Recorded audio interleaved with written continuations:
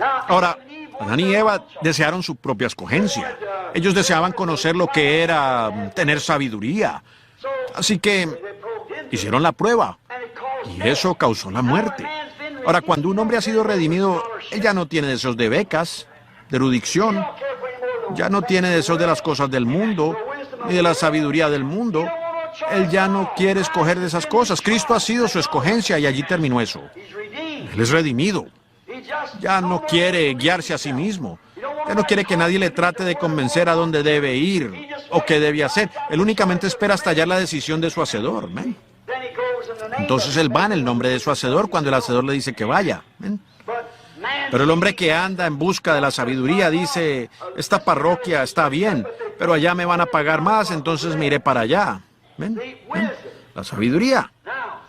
Ahora, cuando Adán pecó al atender al razonamiento de su esposa, en vez de mantenerse con la palabra de Dios, eso causó que pecara Adán.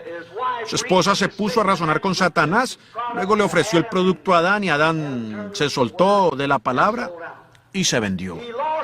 Él también perdió su herencia, cuando perdió su compañerismo y los derechos a la vida. Recuerden, porque el día que de él comieres, ese día morirás. Y cuando él perdió su vida, él también perdió su herencia en la vida. Porque él tenía control completo y supremo de la tierra. Él era un Dios de la tierra. Dios es el Dios del universo en todas partes. Pero su hijo tenía esta tierra bajo su propio dominio.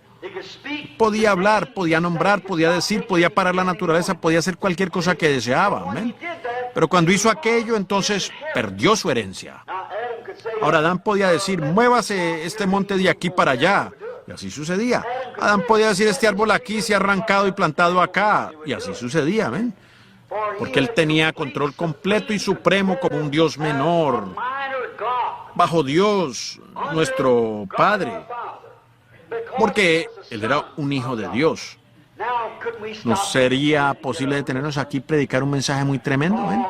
Oh, entonces si la sangre lo ha limpiado de regreso, ¿qué de hoy? ¿Ven? Miren lo que hizo el Hijo de Dios, el segundo Adán. ¿Ven? Y dijo, las obras que yo hago, vosotros también las haréis. ¿Ven? Adán perdió su herencia, la tierra, y pasó de sus manos a las manos de aquel a quien él se había vendido, Satanás. Él vendió su fe en Dios a cambio de los razonamientos de Satanás. Por eso su vida eterna, sus derechos al árbol de la vida, su derecho a la tierra que le pertenecía, él lo cedió todo a las manos de Satanás. Él lo pasó de sus manos a las de Satanás. Por lo tanto, esto ha sido devuelto y ha sido contaminado. Y la simiente de Adán ha destruido la herencia que Adán debió haber tenido. La tierra, es la tierra. Correcto. ¿Entienden? La simiente de Adán. El otro día me detuve allá en Tucson, donde vivo. Estaba sobre un cerro mirando sobre la ciudad y estaba hablando con un individuo y le pregunté, ¿qué piensa usted de esto? Hace 300 años el indio Pápago vino por allá arrastrando la litera con su mujer y sus hijos, llegó por allí y vivió en paz. No había adulterio, whisky, juegos de azar, ni nada de eso entre ellos. Vivían limpiamente. El coyote bajaba ladrando por la noche, por el arroyo que pasa por Tucson. Y el árbol mezquite y el cacto florecían a la orilla del río. Jehová seguramente miraba eso con una sonrisa de agrado. Pero luego llegó por allí el hombre blanco. ¿Y qué ha hecho? Él ha arrancado el cacto, él ha contaminado la tierra con sus latas de cerveza y las botellas de whisky, ha echado a perder la moralidad de la nación. La única manera de ganarle al indio era matando el búfalo, que era su alimento. Cuando hace algunos días yo estaba leyendo en el Museo de Tombstone, allí vi las fotografías de Jerónimo. Y puede ser que muchos de ustedes piensan que Jerónimo era un renegado. Para mí, él era un genuino americano. Él solamente estaba luchando por aquello que era correcto, lo que Dios le había dado, una tierra y una nación y un lugar donde vivir. Yo no lo culpo. Cuando aquellos soldados blancos llegaron allí y a la fuerza tomaron la tierra y mataron los indios como moscas, y allí estaba la fotografía original del lugar que le sirvió del cuartel médico de hospital a Jerónimo. Eran unas o dos, tres cobijas sobre unos palos de mezquite. Allí estaban los genuinos americanos, los indios heridos, luchando por los derechos que Dios les había dado. Allí estaba parado Jerónimo con su propio bebé mirando sobre sus propios guerreros, sangrando, muriendo sin ninguna penicilina ni nada para ayudarles. Genuinos americanos puestos por Dios. Luego que lo llamen un renegado, yo lo llamo un caballero. Cochise nunca se hubiera rendido. Era ya un hombre anciano, pero el ejército americano, aquellos soldados también vestidos, salían allá y mataban los búfalos.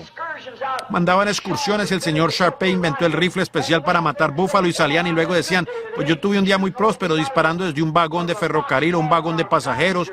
Decían, hoy maté 40. 40 búfalos hubieran alimentado la tribu entera por 2 años o más. ¿Qué hicieron con todo eso? Los dejaron allí en el desierto y hediondez contaminó aquellas tierras y los coyotes bajaban a comer.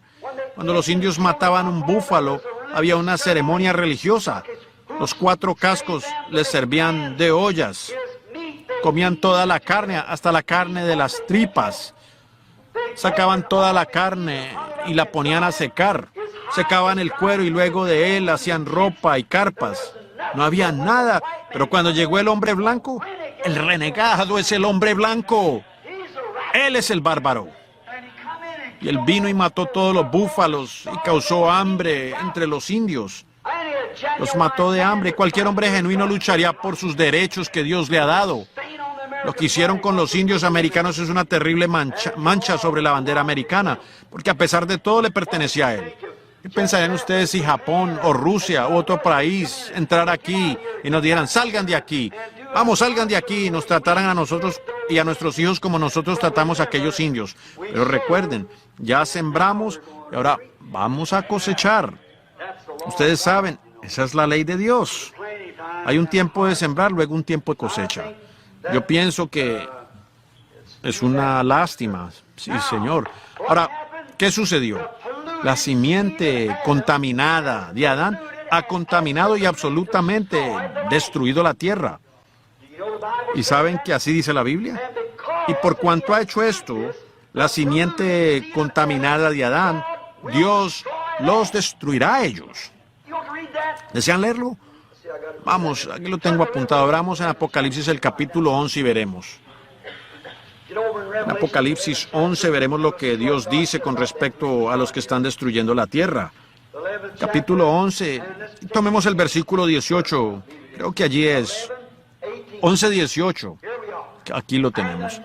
Y se airaron las naciones, y tu ira ha venido, la ira de Dios, y el tiempo de juzgar a los muertos, y el tiempo de dar el galardón a tus siervos, los profetas, a los santos, y a los que temen tu nombre,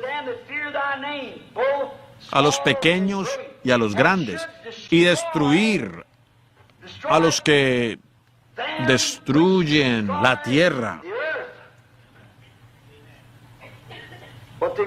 ¿Qué van a hacer? Cegar lo que sembraron, seguro. Cuando uno ve el pecado corriendo en las calles, en este domingo por la noche, ¿cuántos adulterios se cometerán en esta ciudad en esta noche? ¿Cuántas mujeres echarán al suelo sus votos matrimoniales en este pequeño hueco de la tierra llamada Jeffersonville? ¿Cuántos casos de aborto creen que se registran en la ciudad de Chicago en el plazo de 30 días? Son entre 25 y 30,000 abortos cada mes. Y eso es aparte de los que ni se registran. ¿Cuánto whisky se consume en la ciudad de Chicago? ¿Qué piensan que ocurre en la ciudad de Los Ángeles en una sola noche? ¿Cuántas veces se habrá tomado en vano el nombre de Dios hoy en esta ciudad de Jeffersonville? ¿Está mejor hoy o estaba mejor cuando el explorador George Rogers Clark pasó por aquí la primera vez en su balsa? ¿Entienden? Nosotros hemos absolutamente contaminado la tierra con nuestra suciedad. Y Dios destruirá a aquellos que destruyen la tierra. Así ha dicho Dios. Siempre pensaba que había algo en mí. Me gusta subir a las montañas y verlo de la manera en que Dios lo ha hecho. Yo aborrezco el estado de la Florida donde tienen palmeras artificiales. Oh, qué cosa. Prefiero ver a los cocodrilos allá en la selva batiendo la cola que ver todas esas cosas artificiales como las tienen en Hollywood, con toda la fascinación y con todos sus borrachos. Oh, qué cosa. Solo pienso que algún día sí. Pero recuerden, la Biblia nos ha dicho en Mateo capítulo 5 que los mansos heredarán la tierra. Correcto. Los mansos y humildes heredarán la tierra. Jesús dijo, bienaventurados los mansos, los sencillos, que no se esfuerzan por ser algo muy grande. Ellos heredarán la tierra. Así dijo Jesús. Sí, la han contaminado y Dios los destruirá. Pero los mansos heredarán la tierra después que haya sido purificada. Ahora, oh, qué cosa. Ahora el título de propiedad al cual se había perdido los derechos ahora está en las manos del dueño original, Dios Todopoderoso. El título de propiedad de la tierra y de la vida eterna, cuando Adán lo perdió, entonces las manos sucias de Satanás no lo pudieron tomar. Así que volvió al dueño original, Dios mismo. Vamos a ver estas cosas enseguida. Allí está él sentado en el trono con el título en su mano. El título de propiedad. Eso me hace sentir religioso. El título de propiedad de la vida eterna. El abstracto del título. Propiedad de la vida eterna. Cuando Adán lo canjeó por la sabiduría en lugar de fe, entonces volvió directamente a las manos del dueño. Dios Todopoderoso. Qué cosa tan tremenda. Muy bien. Esperando. ¿Qué está haciendo? Está en las manos de Dios, esperando reclamos de redención. Él abrió camino para la redención. Él hizo un camino para volver. Y algún día el Redentor lo tomará de nuevo. Ahora pueden ver hacia dónde vamos. Nos fijaremos bien en esta persona que está sentada sobre el trono. Bien. Esperando reclamos de redención. Su redención. ¿Qué es este libro de la redención? ¿Este título de propiedad? ¿Este abstracto de título de propiedad? ¿Usted dice abstracto? ¿Qué significa un abstracto? Es cuando un título ha sido examinado hasta su origen, como esa pequeña gotita de tinta. Hoy en la mañana, cuando cayó en el cloro, volvió hasta su origen. Y cuando el pecado ha sido confesado y ha caído en la sangre del Señor Jesucristo, oh, qué cosa, eso produce un abstracto directamente hasta el Creador de nuevo. Usted llega a ser un hijo de Dios. El título abstracto de propiedad está en las manos del Todopoderoso. Oh, qué cosa. Su redención significa plena posesión legítima a todo lo que fue perdido por Adán y Eva. Oh, qué cosa. Debiera ser eso para un cristiano nacido de nuevo. La posesión legal del título abstracto, del título de propiedad de la vida eterna, significa que usted posee Todo lo que Adán y Eva perdieron. Hermanos, ¿qué de esto? La posesión de ese título. Adán no podía cumplir con los requisitos de la redención. Después de que vio que lo perdió, había pecado, se había separado de Dios. Estaba acá de este lado del abismo, así que él no podía redimirlo. Simplemente no lo podía hacer porque él mismo necesitaba redención. Así que él no lo podía lograr. Pero la ley requería un pariente redentor. La ley de Dios requería un pariente redentor. Si lo desea notar, pariente redentor, y se encuentra en Levítico capítulo 25. No tendremos tiempo para escudriñar esto completamente porque ustedes saben, cada texto nos tomaría una noche entera. ¿Ven? Pero la ley de Dios recibió un sustituto. Ahora, ¿qué si Dios no hubiera ofrecido tomar un sustituto? Pero el amor le constriñó a hacerlo. El hombre estaba sin manera de regresar. No tenía la manera de regresar. Estaba sin esperanza. Pero la gracia de Dios midió con el pariente redentor en la persona de Jesucristo. La ley lo requería. La gracia cumplió con el requisito. Oh, sublime gracia, cuán dulce es. La ley de Dios quería un sustituto inocente. ¿Y quién era inocente? Todos los hombres habían nacido por medio del sexo, según el sexo. Todos. Y el único que no había nacido así había canjeado los derechos a la vida eterna y de ser rey sobre la tierra. Oh, cuando pienso en la Escritura, porque nos ha redimido para Dios y nos ha hecho para nuestro Dios reyes y sacerdotes y reinaremos sobre la tierra. ¿O qué cosa? ¿Qué? El pariente redentor. ¿Qué relato tendríamos aquí? Noten, la ley requería un pariente redentor para redimir alguna cosa perdida. La gracia cumplió con este requisito en la persona de Jesucristo. Un pariente tenía que nacer del linaje humano. Ahora, ¿cómo pudiéramos, cuando todo hombre que nace tiene que, y cualquiera que no pueda ver que fue un acto sexual allá está completamente ciego, porque todo el que nace de mujer? Y Dios requirió un pariente redentor. Tenía que ser humano. Oh, qué cosa. Ahora, ¿qué se puede hacer? La ley requería un pariente redentor. Ahora, él no podía aceptar un ángel, él tenía que tomar un hombre. Porque no somos parientes a los ángeles, somos parientes el uno al otro.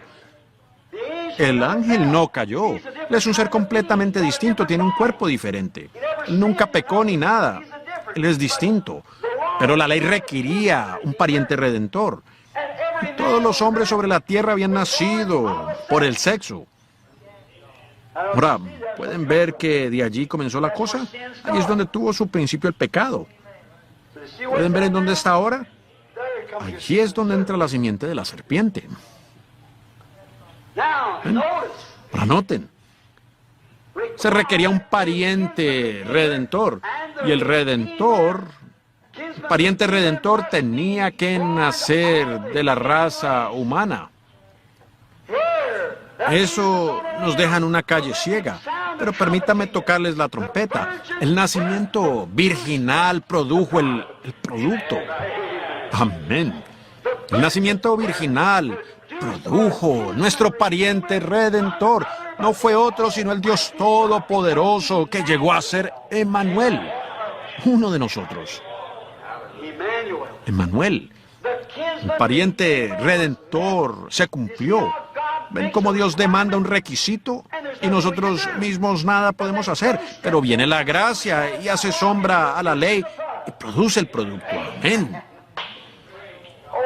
Oh, cuando lleguen allá al hogar celestial, cuando yo tenga allá mi cabañita de la cual canta el hermano Neville, cuando ustedes oigan allá en alguna mañana sublime gracia, cuán dulce es salvar a un miserable como yo, entonces pueden decir, alabado sea Dios, el hermano Branham llegó hasta allá. Oh, sí.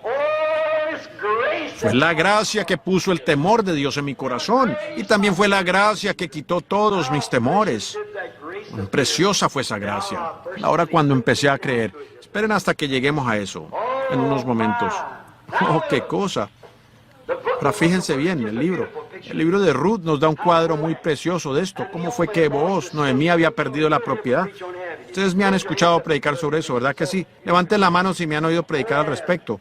¿Sí que entienden? ¿Ven? Booz tuvo que convertirse en un redentor, y él era el único que podía hacerlo. Él tenía que ser un pariente cercano, y al redimir a Noemí, entonces obtuvo a Ruth. Ese era Jesús.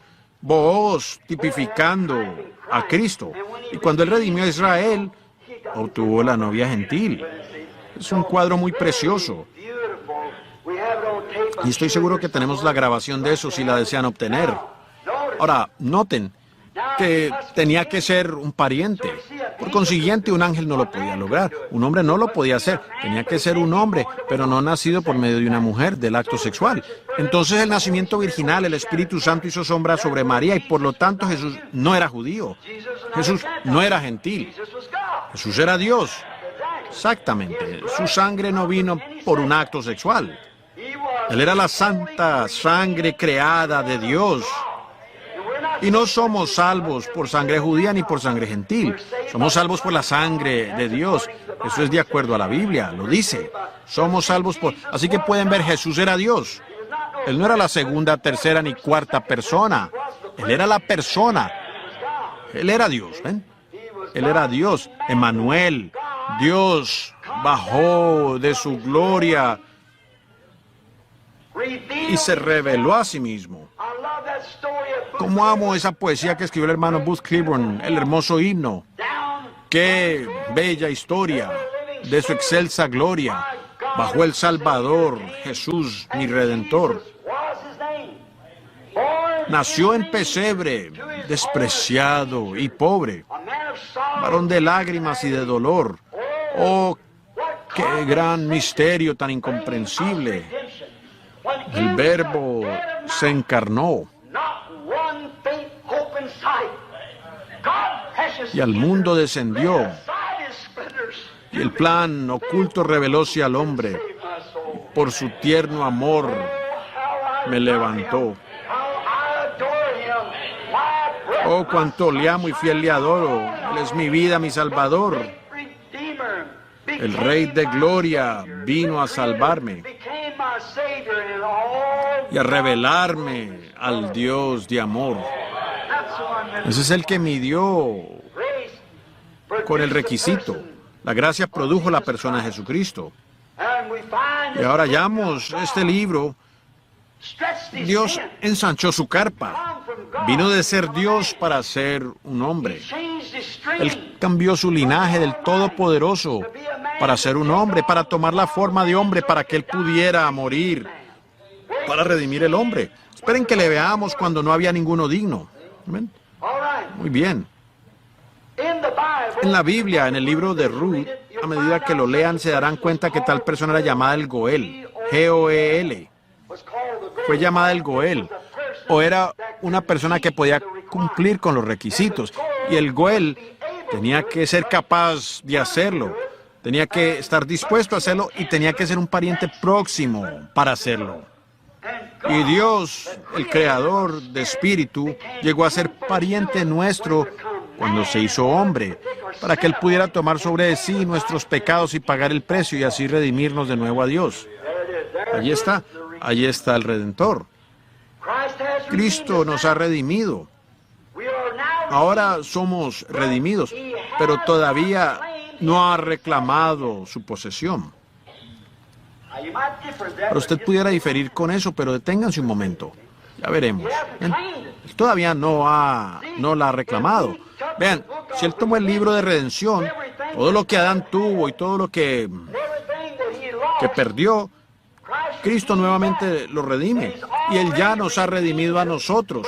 pero aún no ha tomado posesión y no lo puede hacer hasta el tiempo señalado. Entonces vendrá la resurrección y entonces la tierra será renovada de nuevo. Y entonces Él tomará la posesión, su posesión que obtuvo cuando nos redimió.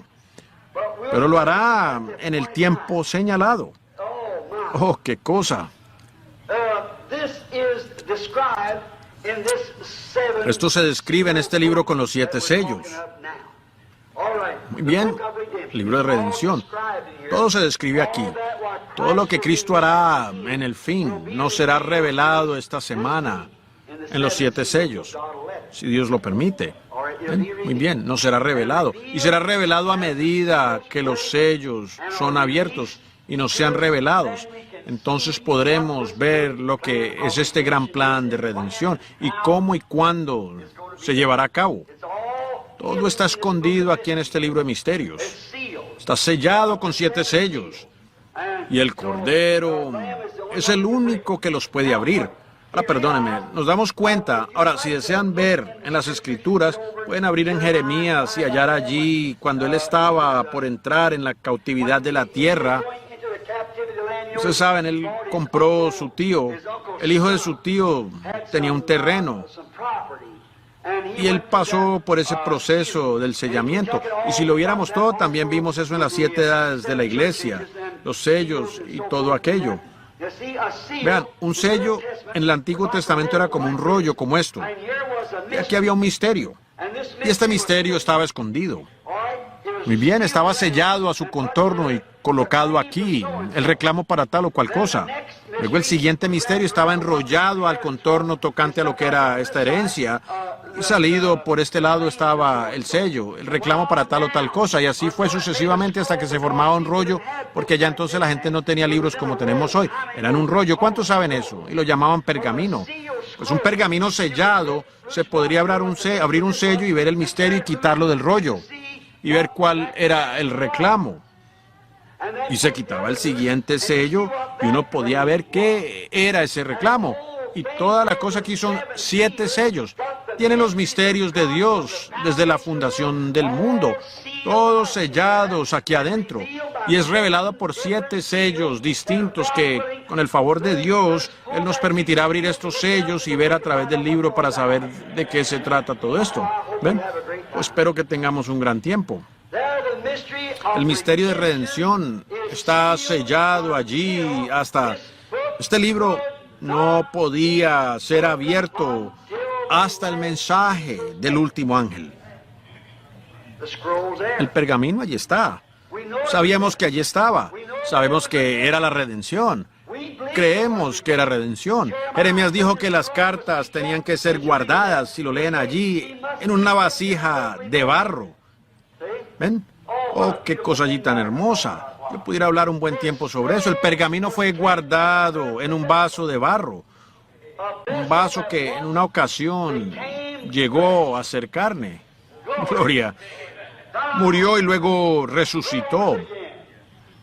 Y se mantuvo en el vaso de barro hasta el tiempo de la compra. ¡Qué cosa! Hermoso. Muy bien. Ahora, todos estos mensajes son guardados hasta que este vaso de barro, hasta el tiempo señalado por Dios, durante el tiempo del último mensajero sobre la tierra, y todo lo que esta gente había juzgado y había dicho, yo sé que están allí, yo creo que están allí, habían luchado y lo presentaron y habían producido estas cosas por fe, lo creyeron, pero ahora nos será traído en revelación y en vindicación por la mano de Dios. Así lo dijo Dios, Él lo prometió.